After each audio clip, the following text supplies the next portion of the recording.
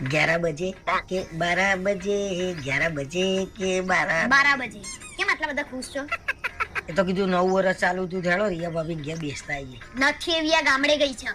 અરે આવી ગયા, મને મળ્યા ખરા ને, એમને એવું કીધું કે નવા વર્ષનું ઘરે તો આવો. ઓહો, એવી આઈ એ ગઈ, તમે મળીએ લીધું ને તમે ખુશે થઈ ગયા. નહીં જવા. અલ્યા જવું પડે, એમને જે ભાવના હતી મને કીધું તને નહીં ખબર.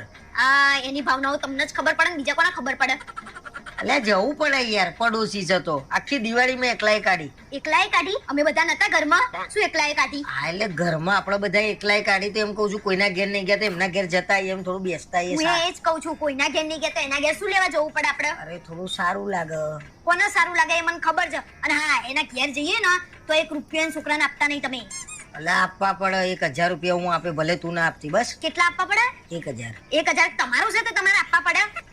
એટલે લાગણી તો હોય ને, છોકરું છોકરું કહેવાય, મારું કે એનું.